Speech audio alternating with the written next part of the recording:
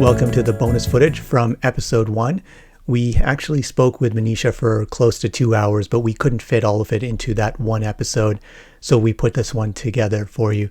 We'll touch upon subjects such as the Fury comeback in the late 2000s, and I think that was from 10-2, which they had come back to win over Riot, and going into some of the what that experience was like. At the same time, we also spoke about a little bit more on the legal side and the trademark, and so we've included that footage as well here. We hope you enjoy this as much as we enjoyed it. Go for it. Okay, I think Tony also came up with this one. I remember being. You're throwing him under the bus already? No, it's a good question. I swear. Oh, okay. He's got a whole set of questions, but I remember I almost missed my flight for this game. So you were part of the 10-2 Fury comeback over Riot, correct? Mm-hmm. Yeah, 2008, yeah. All right, so as a handler on the O-line, who gave up all those points? How do you not lose your shit? And what was the mentality of the O-line when you did get the disc in the second half? There is a mantra that is so true. You really do have to play 1 point at a time. You really do. And momentum shifts are both sneaky and hard to contain once they start.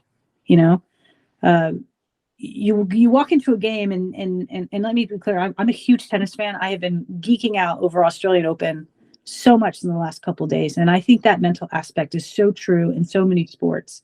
I was watching Danielle Collins play Swiatek last night, and Collins is up 4-1 in the third set. Momentum is completely in Collins' favor. Completely. Yeah. And it really took, and the announcers were talking about it, it was 1 point where Danielle had a clear winner. She shoots it wide, and all of a sudden Swiatek gets a point that she didn't actually even earn. Mm-hmm. But that was the tide. That was it. It was a single point that all of a sudden started to switch momentum. Swiatek ended up winning the next 5 games in a row to take the third set last night. It was incredible to watch. And so I will tell you, as both a person who was present in that game and someone who has now studied this game so much, momentum shifts are real. It is the ability to, the way I described it as a coach is you have to have the memory of a goldfish. You have to let it go. And you just got to move on. Just keep swimming, that Finding Nemo concept. Just keep swimming, just keep swimming, just keep swimming. And I don't even think it was clear, even as on the sideline in that game, that anyone really appreciated what was happening, that shift was happening. We just knew we kept putting that 4-person cup on, and we kept getting turnovers, and then we just kept scoring. So we're like, let's just run it back. Let's put the 4-person cup on and see what happens. And it kept working, and it kept working. And no one was questioning that it was working. We just said, we're just going to keep doing it. And I will, and I offer this as someone who is a huge fan of the game and a fan of a lot of the women on Riot. In so many ways, that was Riot's collapse and not Fury's any magic on the part of Fury, just a persistence of just keep swimming, just keep swimming, just keep swimming. And yeah, when you look back at it, you're like, that was wild. How did that happen? But in that moment, you're not thinking about that. You're really not. You're just sort of like, okay, another point. Let's keep swimming. Let's keep putting on the D. When that disc gets into your hands on offense, Riot scored, what, 4? Not a lot, but 4 points maybe in the second half? I think the final score was 15-11, if I'm not mistaken. Okay, so 3. So, yeah, so you weren't on offense that often in the second half. Yeah. But yeah, I mean, to your point, I mean, everything went epically bad for Fury in that first half. Very simple drops. It was nothing that Riot had done in that first half per se. They aren't spectacular layout Ds that are happening. It's just mistakes. Yeah. And that swell of mistakes gave them a huge lead. That swell of mistakes allowed Fury to come back. Again, objectively, I look at that film and I go, what in the world? But like I said, in that moment, you're not thinking about that. And I don't think anyone was thinking about that until that game ended and everyone kind of looked at each other and were like, we won. And then people are like, do you realize? And I will tell you, half that team would have been like, no, we did not realize. Wow. We did not appreciate. We didn't conceptualize. It wasn't in our forefront of our brain. This is the biggest comeback you've ever seen in women's sports, men's sports, the heck, sports in general for Ultimate. No one was thinking that in that game. It wasn't until afterwards, till that context was given. And again, Swatik was also told that question afterward, that game. Did you realize that was 5 games in a row? Her response, I just kept hitting. Man. The problem. Okay, so here's bonus footage, I guess.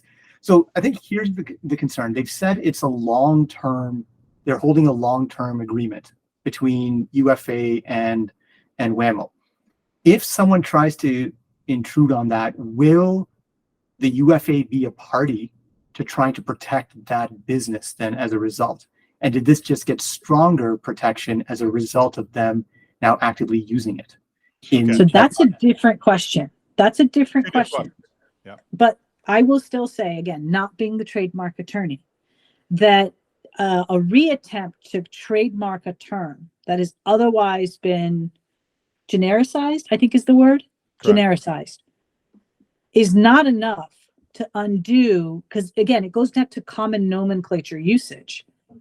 Just because someone says, I'm going to reestablish or re-up my interest in this, part of the issue I'm going to say is that WAMO's lack of enforcement in the last decade, and I think that that's reasonable. Like I said, I'll look it up, but I really thought that last lawsuit happened in 2008 or 9, 7, 8, or 9.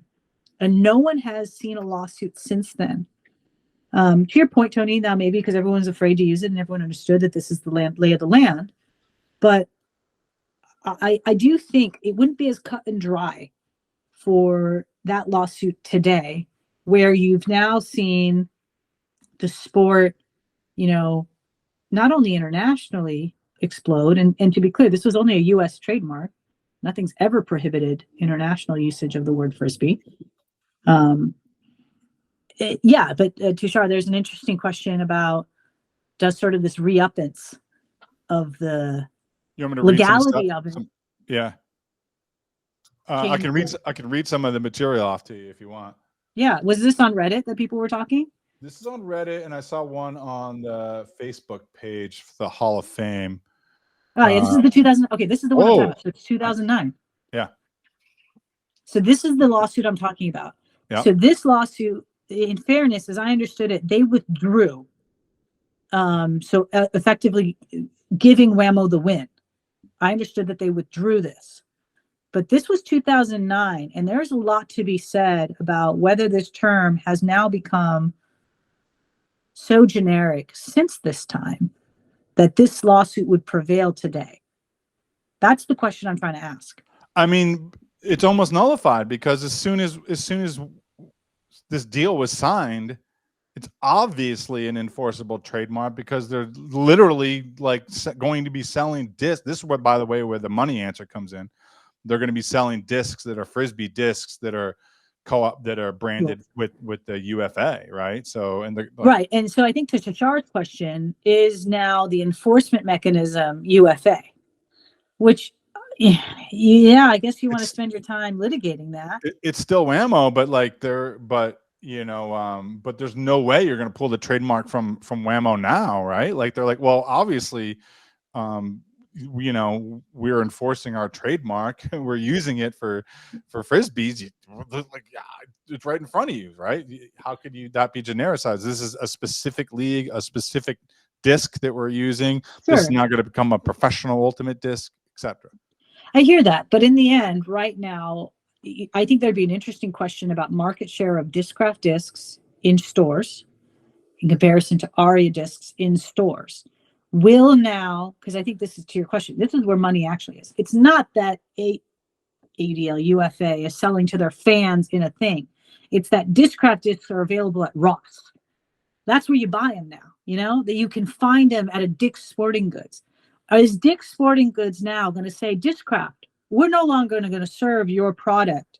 We are now going to go with this Aria branded Frisbee product and put that in our stores. That, I think, is where, to your point, they're absolutely going to do that. 100%. But that's the question. If Discraft is smart, which hopefully they should be, they're going out to all of their vendors right now and doubling down their commitments, doubling down their, delivery opportunities and price lines, because for the most part, a Dick's Sporting Goods doesn't have a reason to change its product line unless there's either a cheaper product they could potentially get from another vendor. Not necessarily because the word Frisbee is now different. Hold on a second. I was in a Dick's Sporting Goods looking for Ultimate discs like about 5 months ago. They fucking aren't there. There's disc golf section. You're in New York. Who's outside throwing a Frisbee? It was in Kingston in the summer. I don't know what you want to tell me. Throwing a disc? But I think it's an example of the distribution, right? Like, are you going to find it at a Walmart? Are you going to find it at these other locations? Whammo, it says in the press release they're going to get it into Walmart and Dick's because Whammo already has their stuff there. They're just goofy toys. Now they're going to have a sporting division for Ultimate Frisbee with the Aria disc rebranded as a Whammo disc. I mean, that seems clear as day to me. So yeah, that's and well, if Discraft wants to get on that, it's too late. They already put their eggs in the basket of disc golf. You can say goodbye to Ultimate in a sense, unless they battle, unless they fight, you know? Yeah. I mean, to your point, there is an opportunity there, but let's be clear. That's not benefiting the sport or the word Frisbee. That's just benefiting Aria, right? That's Aria is no longer. Aria is essentially been bought to be part to make the thing with Whammo and AUDL happen. It's still an Aria disc, right? For the context of this conversation, it's still. I don't think so. Well, to me, that's now a Whammo disc. Okay, so it's the Whammo disc, right? Just swap the word Aria with Whammo disc, but it's branded, right? Like, I think they're using the term Frisbee, as I read in there, on that and calling it the Professional Ultimate Frisbee. Correct. It's not Whammo's producing it anymore. Aria's still going to exist and produce it. It's just now got the name. Yeah, they haven't bought the mold because the mold is where the money's at. It's worth it to have the mold, and the mold is owned by AUDL. Yeah, I think that's right. But the opposite direction there, to say that Whammo is now going to go and get it into all of these stores, to me, that's a bigger deal. And I didn't necessarily read that in that release. It's in there. Right? Yeah. But that then implies that there's some real revenue and ownership stake on that. But who's footing the bill for that? What do you mean footing the bill? I mean, Whammo already has distribution in those stores. But you got to produce that much. You have to produce stock in, like, that much inventory needs to be produced and distributed. Yeah. They've never done that. They're giving themselves a 1-year runway. So they're saying in 2025, we're going to have these discs in these stores. But there's a fairly significant investment you need to make in order to produce that much and distribute that much at the same time. So where is that money coming from? Are they like increasing their production facilities? Like, there's a lot of unknowns. And if they're doing that, how are they going to maintain quality? Like, we've seen Discraft can do it and maintain that quality on the disc. Can they do that as well with these? Or are we going to end up with these like production error discs that break? Or that's what happened last time. But it's starting to happen with Discraft. Discraft has 3 molds right now. One of them is not good. So you could order a batch of Discraft disc and they will not be great discs, but your chances are you're going to get a good disc. But there are some flimsy Discrafts out there right now, because apparently when these molds after X amount of years, they'll just kind of go, and to recreate the perfect mold apparently is like extraordinarily challenging and difficult. But I think, yeah, Tushar, I've not even thought about that. And again, Tony, I want to see if I'm understanding is, because Whammo's discs, so I'm just going to go to weight. Let's just call it, let's do a weight thing. Okay. So you have a 175 Aria, you have a 175 Discraft. I was under the impression, just as you mentioned earlier, that Whammo's are 165. No. Do they have a 175? Yes, absolutely. Yeah. Okay. So then there's just a question of, so is Whammo now saying, hey, Walmart, in addition to our other, fancy Whammo product, we want you to add this particular product. It has UFA branding on it? Let me read from Adam's article in Forbes yesterday. As part of the partnership with SDI, this is the Okay, as Yeah, part of there's the the partnership, Whammo. as part of the partnership with us, yeah, that's the that disc is going to go away.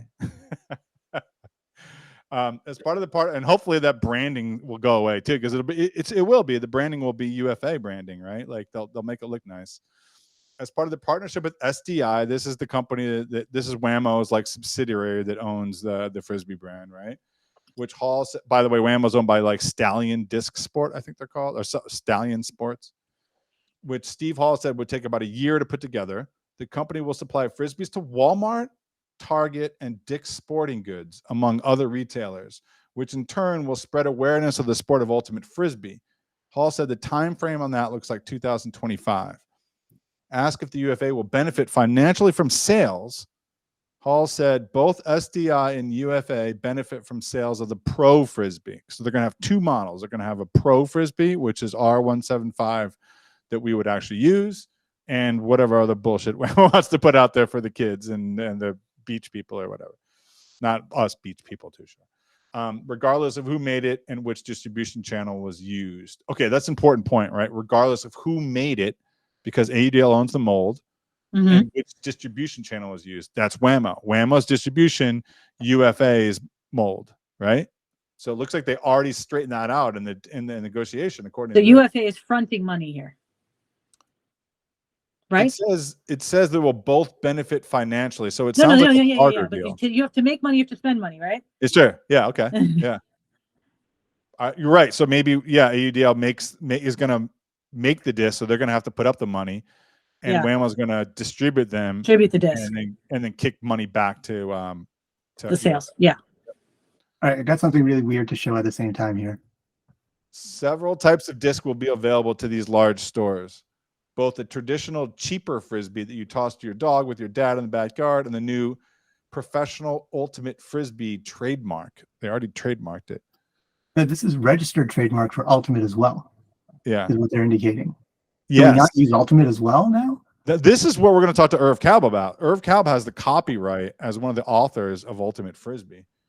Irv Kalb, Steve, Richard Denberg, and Joel Silver have the copyright to Ultimate Frisbee rules, but I'm not sure if it's been lapsed because it's been a while.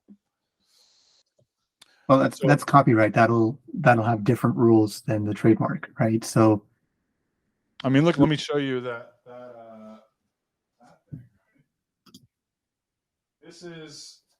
This is who we are. This is where our sport came from.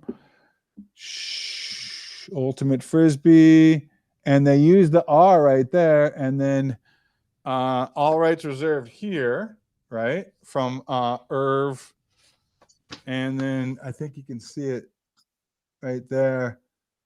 Who owned it back in the day? The Irv Kalb, Joel Silver, Richard Denberg. So I don't know. That's another sticky wicket.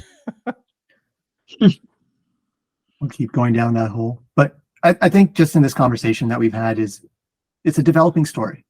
We have a lot of unknowns here, but there's obviously a lot of money being poured into this. And I mean, at some point, I don't think they're going to give up, right? Does that present a real threat to the overall sport? If that you have a for-profit ownership for presumably the highest levels? And well, so again, is it ownership of a product? Is that what we're trying to cannibalize here? I mean, that's now I'm questioning. Maybe this entire thing is about cannibalizing the product and the ability to product. Maybe this is a big ploy to get Discraft out of business in this space. To your point, tell them, you take disc golf, we take this. Maybe that's what this really is coming down to.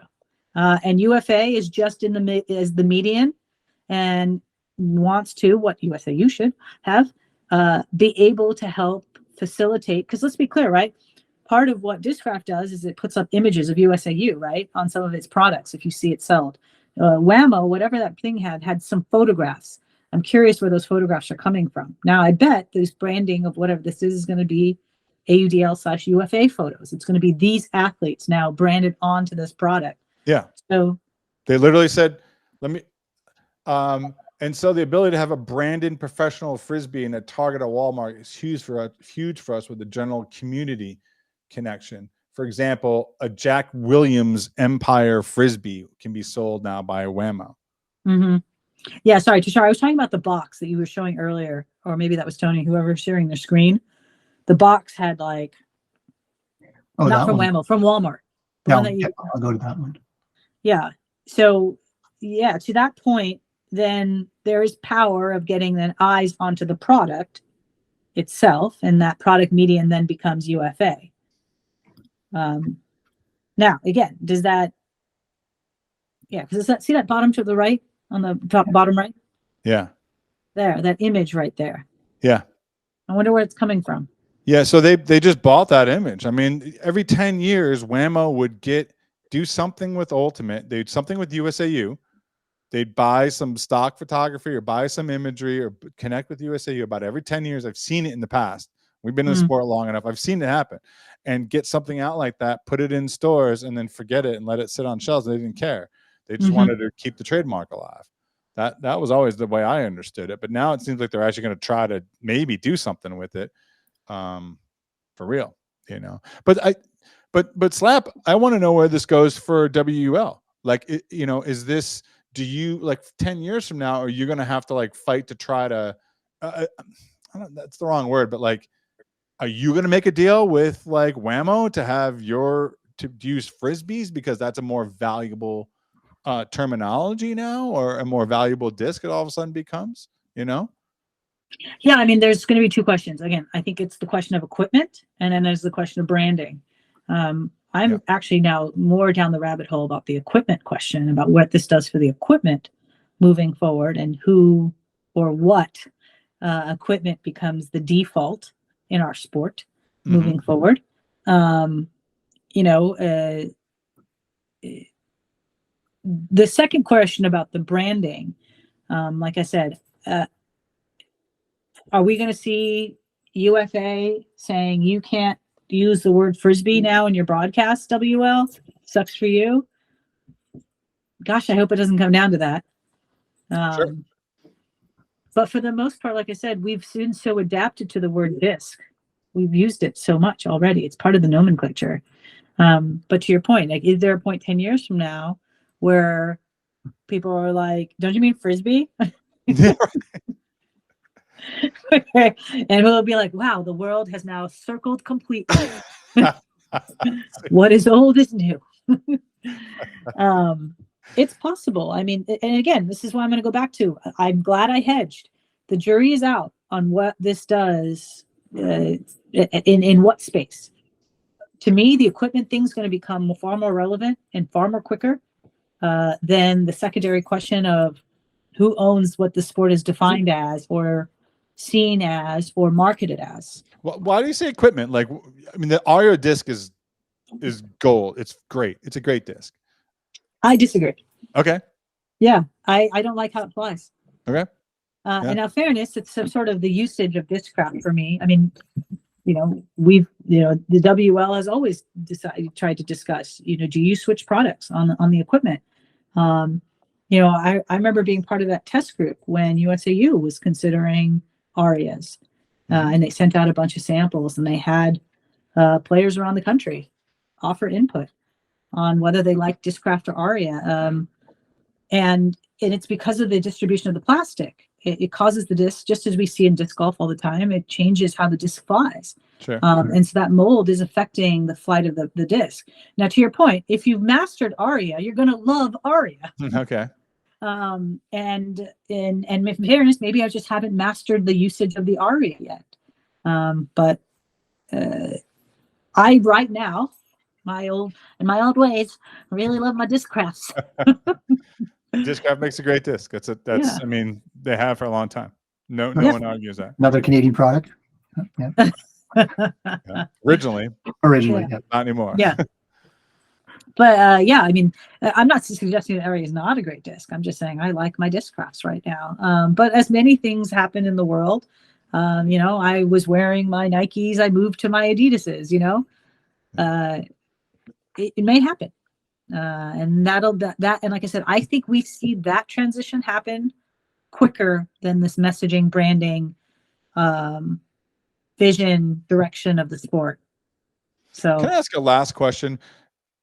Why is there a way to like have a mass marketing campaign to get people aware of our sport?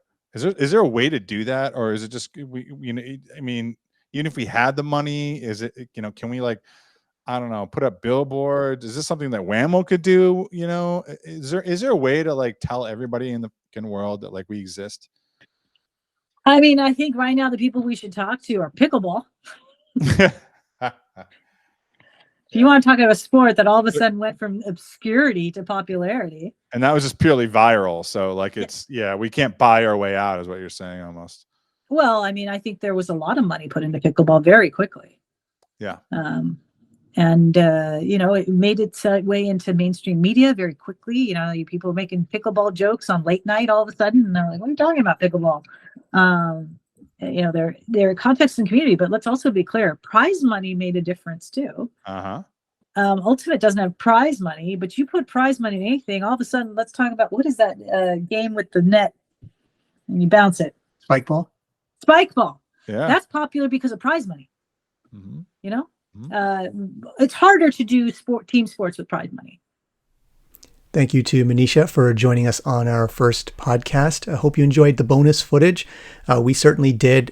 Pretty interesting for us in terms of learning more about that particular game, as well as diving into the potential impact on the equipment side. In our next episode, we've got Irv Kalb, who is one of the Johnny Appleseeds of Ultimate, who took it really from CHS into college and then spread it there. One of the early pioneers of the sport. That will be coming out in the next week or so. I hope you look forward to it. If you like and subscribe, then you can be notified of that as well. And I think you got to hit a notification icon or something like that. Whatever, just watch social media. This episode will get to you. And share this with your friends. Thank you.